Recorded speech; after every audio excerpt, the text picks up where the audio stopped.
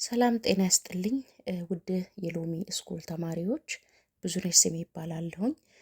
እኔ እንግዲህ እዚህ የኦንላይን ትምህርት ቤት ውስጥ የነዚህን የዲጂታል መሳሪያዎችን እያንዳንዱን ብትን አድርገው አስተምረውናል።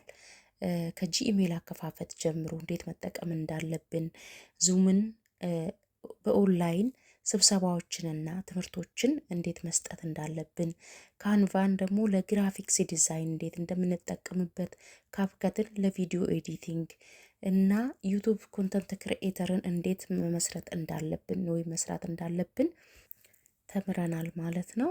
እንደዛውም ደግሞ የዩቲዩብ ውስጣዊ ክፍሎችን አይተናል ማለት ነው።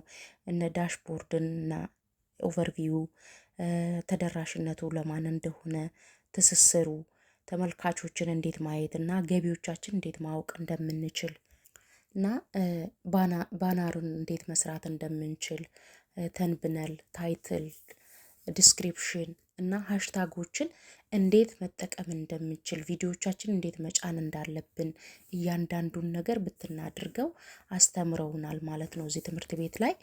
እንዲሁም ስለ ይዘት ፈጠራን እና ቪዲዮ ሪከርድ በስልካችን እንዴት ማድረግ እንዳለብን፣ ስልካችንን ደግሞ ስንቀርጽ ቪዲዮ ስንቀርጽ የቲክታክ እና የዩቲዩብን ቪዲዮዎች ልዩነት እንዳላቸው፣ የዩቲዩብ 16:9 የቲክታክ ደግሞ 9:16 መቅረጽ እንዳለብን በስልካችን ማለት ነው።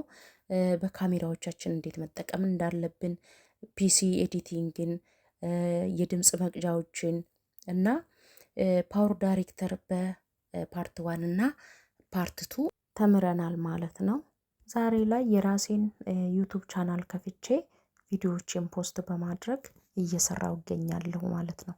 እናም የሎሚ ኦንላይን ትምህርት ቤትን መስራች አቶ ተስፋዬ ክንፈን እጅግ በጣም አመሰግናለሁኝ። እንዲሁም ተማሪዎቻችን ስለምታደርጉልን ትብብር ከልብ እናመሰግናለን። ሰላም ቆዩልኝ።